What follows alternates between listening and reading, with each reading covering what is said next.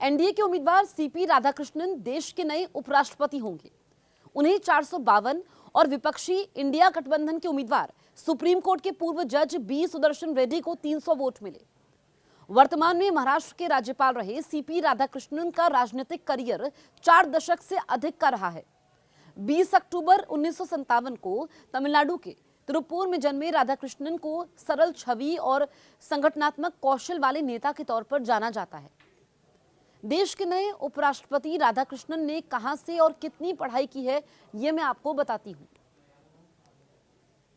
आपको बताएं कि राधाकृष्णन ने चिदम्बरम कॉलेज तुतुकुडी से बिजनेस एडमिनिस्ट्रेशन में स्नातक की पढ़ाई की, यानी कि बीबीए किया है। छात्र जीवन में वो खेलों में सक्रिय रहे और टेबल टेनिस चैंपियन रहे।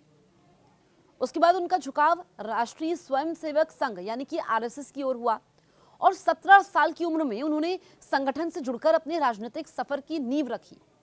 उनकी दिलचस्पी राजनीति विज्ञान में भी रही। उन्होंने सामंतवाद के पतन विषय पर पीएचडी की है। खेलों के भी शौकीन रहे। राधाकृष्णन को टेबल टेनिस के साथ ही क्रिकेट और वॉलीबॉल भी बेहद पसंद है। उन्होंने राजनीति में प्रवेश 1974 में किया और भारतीय जनसंघ की तमिलनाडु इकाई में जिम्मेदारी संभाली। 1998 और 1999 में वो कोयंबटूर से सांसद चुने गए। लोकसभा कार्यकाल में वो संसदीय स्थायी समिति के अध्यक्ष बने और वित्त समेत कई अहम समितियों में भी योगदान दिया। बीजेपी ने उन्हें 2004 से 2007 तक तमिलनाडु प्रदेश अध्यक्ष की जिम्मेदारी सौंपी।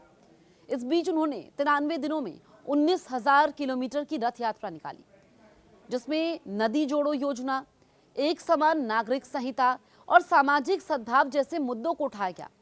राधाकृष्णन 2016 से 2020 तक कोयला बोर्ड के चेयरमैन रहे और उनके कार्यकाल में कोयला निर्यात रिकॉर्ड स्तर पर पहुंचा।